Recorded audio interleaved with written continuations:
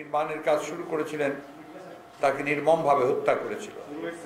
আজ বিশেষ করে স্মরণ করছি বাংলাদেশের জাতীয়তাবাদ স্বাধীন ৮,০০০ মাইল দূরে থেকেও দিন রাত পরিশ্রম করে এখন সংক্ষিপ্ত সারে 2021-22 অর্থবছরের বাজেট নিয়ে বিএনপি কি ভাবছে সেই বিষয়ে ফোকাস করতে চাই। বর্তমানে বিরাজমান জটিল সংকটজনক পরিস্থিতি থেকে উত্তরণের একমাত্র উপায় হল জীবন ও জীবিকার সমন্বয় সাধন করে কার্যকরী পদক্ষেপ গ্রহণ করা। সেই আলোকে বাংলাদেশের আসন্ন 2021-22 বাজেট প্রণয়নে বাংলাদেশ জাতীয়তাবাদী দল বিএনপির বাজেট ভাবনা সংক্ষিপ্তভাবে উপস্থাপন করছি। প্রথমে নীতিগতভাবে বাজেট কেমন হওয়া উচিত। 2020 এবং 21 সালের এপ্রিলে কোভিড পরিস্থিতি মোকাবেলায় বাংলাদেশ জাতীয়তাবাদী দল বিএনপি থেকে দিন আনে দিন খায় এই শ্রেণীর মেহনতি মানুষ, শিল্প, এসএমই, প্রাতিষ্ঠানিক ও অপ্রাতিষ্ঠানিক শিল্পে নিয়োজিত শ্রমিক, স্বাস্থ্য ও সামাজিক নিরাপত্তা, কৃষি, প্রবাসী ইত্যাদি খাতে উল্লেখ করে যে সুনির্দিষ্ট ক্যাশ ট্রান্সফার ও প্রণোদনা প্যাকেজ দেওয়া হয়েছিল তাকে বাজেট প্রণয়নের ভিত্তি ধরে 2021-22 সালের বাজেট প্রণয়ন করতে হবে। এবারে বাজেট হওয়া উচিত জীবন বাঁচানোর বাজেট, ঝুঁকি ব্যবস্থাপনা, ঝুঁকি মোকাবেলার বাজেট। জীবন ও জীবিকার সমন্বয়ের চেষ্টা অব্যাহত থাকবে, তবে জীবন সবার আগে। 2, এবারে বাজেট হবে করোনা ভাইরাসের নিয়ন্ত্রণ অভিঘাত থেকে উত্তরণের বাজেট।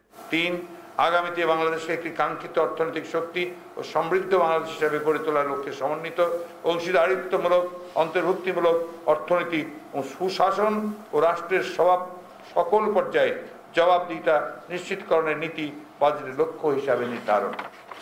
প্রবৃদ্ধির দিকে নজর না দিয়ে সমতা ভিত্তিক উন্নয়ন ও করোনার অভিঘাত মোকাবিলায় মানুষের আয় বৈষম্য দূরীকরণের লক্ষ্যে বাজেটের সিংহভাগ অর্থ ব্যয় করতে হবে। উন্নয়ন বিকেন্দ্রীকরণে নিশ্চিত করে স্থানীয় জনপদ তথা তৃণমূল ও মধ্যম শ্রেণীর উন্নয়নে মনোনিবেশ করতে হবে। উন্নয়নের মূল মন্ত্র হবে জনগণের দ্বারা উন্নয়ন, জনগণের জন্য উন্নয়ন। বাজেট করতে হবে 2-3 বছরের জন্য মধ্যমেয়াদী বাজেট কাঠামোর মধ্যে।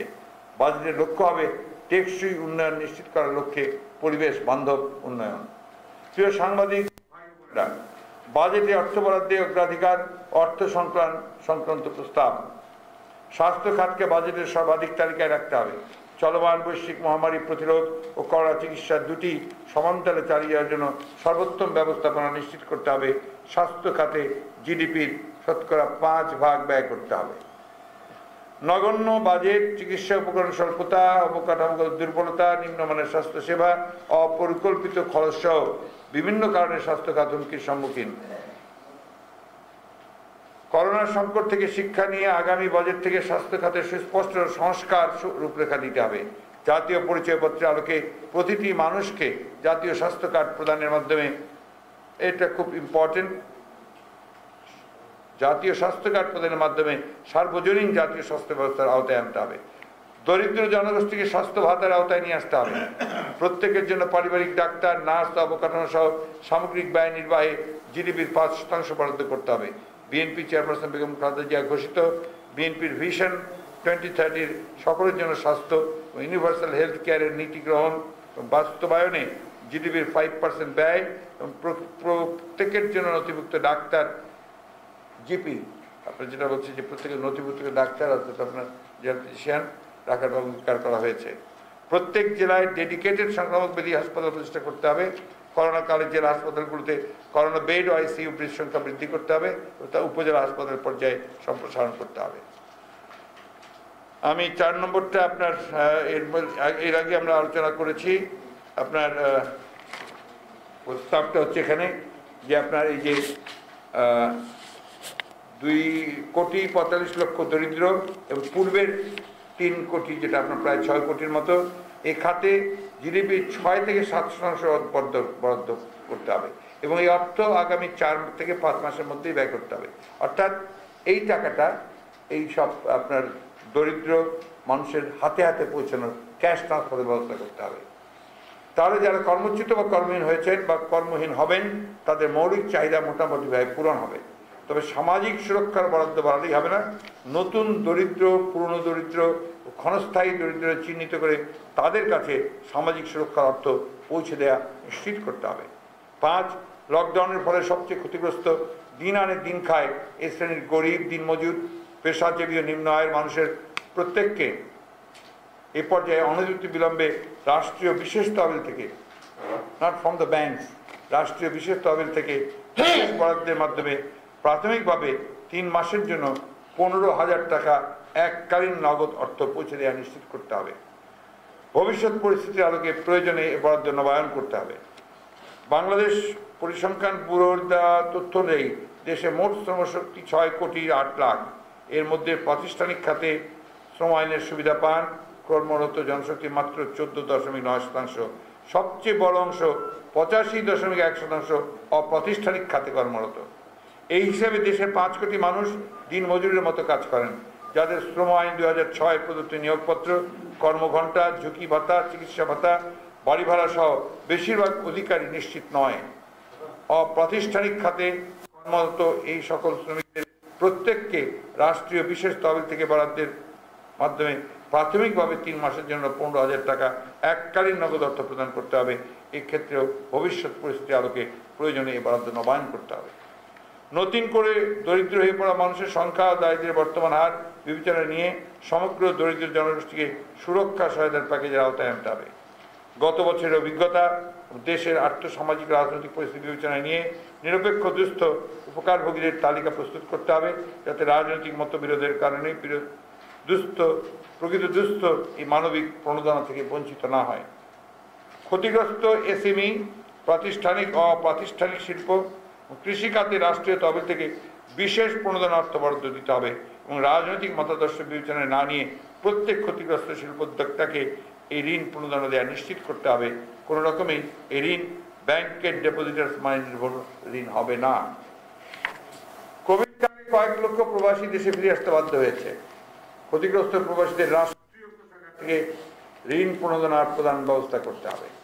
সকল ধরনের নতুন উদ্যোক্তাদের 5 বছর কর ছাড় দিতে হবে। মন্দাকালীন বিনিয়োগ, ভোগ ব্যয় ও রপ্তানি কমে যাওয়ায় সামষ্টিক চাহিদা বাড়াতে সরকারি বিনিয়োগ বাড়াতে হবে। আভ্যন্তরীণ চাহিদা বৃদ্ধিতে সর্বাধিক জোর দিতে হবে। অগ্রাধিকারের ভিত্তিতে সার্বজনীন মৌলিক প্রয়োজন যেমন স্বাস্থ্য, সামাজিক নিরাপত্তা, শ্রম কল্যাণ, কৃষি, শিক্ষা, স্থানীয় সরকার ও পল্লী উন্নয়ন খাতে বরাদ্দ বৃদ্ধি করতে হবে। শিক্ষার্থীদের ঝরে পড়া রোধ, বৃত্তি প্রদান, প্রযুক্তি সম্প্রসারণ, কোভিডকালে ক্ষতিগ্রস্ত শিক্ষায়তনে আর্থিক সহায়তা প্রদান, গবেষণা ও অবকাঠামো উন্নয়ন ও উচ্চশিক্ষা প্রসারের লক্ষ্যে শিক্ষা খাতে জিডিপির 5% অর্থ বরাদ্দ করতে হবে। 14, কৃষি, শিল্প সেবা খাতের বহুমুখীকরণ, উৎপাদন প্রযুক্তিগত সক্ষমতা, উৎপাদনশীলতা ও প্রতিযোগিতায় টিকে থাকার মতো কৌশলগত ব্যবস্থা গ্রহণ করতে হবে। কৃষি খাতে জিডিপির 5% অর্থ বরাদ্দ করতে হবে। কর্মসংস্থান সুরক্ষায় অর্থপূর্ণ সরকারি পদক্ষেপ অত্যাবশ্যক। ছাঁটাই না করার শর্তে প্রণোদনা, অনুদান, কর্পোরেট কর ছাড় ইত্যাদি পদক্ষেপ নেওয়া যেতে পারে। সিঙ্গাপুর 70% বেতন কর্মীর ব্যাংক হিসাবেই সরকার দিচ্ছে। যুক্তরাষ্ট্র, ভারত ইতিবাচক পদক্ষেপ নিচ্ছে কর্মী ছাঁটাই না করার শর্তে। আমাদের দেশেও শ্রমিক স্বার্থে এমন ব্যবস্থা নেওয়া আবশ্যক এবং শ্রমিকদের অ্যাকাউন্টে পরিশোধ করতে হবে। তদুপরি সরকারি উদ্যোগে নানামুখী কর্মসৃজন প্রকল্প গ্রহণ করতে হবে। কৃষি উৎপাদন বৃদ্ধি, লাভজনক বাণিজ্যিক কৃষি, খাদ্য পুষ্টি নিরাপত্তা নিশ্চিত করা, কৃষি ও গ্রামাঞ্চলে কর্মসংস্থান সৃষ্টির মাধ্যমে গ্রামীণ ও আয় রোজগার বাড়াতে হবে। সহজ শর্তে ব্যাপকভাবে কৃষি, পোলট্রি, ফিশারিজ ও লাইভস্টক ঋণ প্রদান করতে হবে। কৃষি পণ্যের ন্যায্য মূল্য নির্ধারণে প্রয়োজনীয় ভর্তুকি নিশ্চিত করতে হবে। একটি কৃষি কমিশন গঠন করতে হবে। তৈরি পোশাক সহ রপ্তানি খাতে সহায়তা অব্যাহত রাখতে হবে। রপ্তানি বহুমুখীকরণ করতে হবে। শিল্প বাজার, বিকল্প বাজার করতে হবে। তৈরি পোশাক সহ 18 নম্বর, বাজারে নগদ অর্থ প্রবাহ নিশ্চিত করতে সক্রিয় মুদ্রানীতি গ্রহণ করতে হবে। মুদ্রানীতিকে স্থিতিশীলকরণ ও উন্নয়নমুখী দুটো দায়িত্ব পালন করতে হবে। এই জন্য বাংলাদেশ ব্যাংকে কেন্দ্রীয় ব্যাংকের ঐতিহ্যগত অভিভাবকের ভূমিকা অবতীর্ণ হতে হবে। আমরা এটাকে গুরুত্ব দিচ্ছি কারণ এখন আপনার মূলত কেন্দ্রীয় ব্যাংকের কোনো ভূমিকাই নাই, সব কিছু মিনিস্ট্রি থেকে হয়। এই জন্য আমরা এটাকে গুরুত্ব দিচ্ছি। কেন্দ্রীয় ব্যাংকের ঐতিহ্যগত অভিভাবকের ভূমিকা অবতীর্ণ হতে হবে। প্রয়োজনে প্রথাগত কনভেনশন পদ্ধতি বাইরে গিয়ে হলেও অর্থনীতি চাঙ্গা করতে নানামুখী সংস্কারমূলক ব্যবস্থা গ্রহণ করতে হবে। 19, লক্ষ্য ও খাত ভিত্তিক সুনির্দিষ্ট পুনরুদ্ধার কর্মসূচি গ্রহণ করতে হবে। জোর দিতে হবে দারিদ্র্য ও বৈষম্য দূরীকরণ ও কর্মসংস্থানের সৃষ্টির উপরে। 20, সংকটকালে নিত্য প্রয়োজনীয় দ্রব্য সামগ্রী সরবরাহ, সাপ্লাই চেইন নিশ্চিত করা রাষ্ট্রের দায়িত্ব।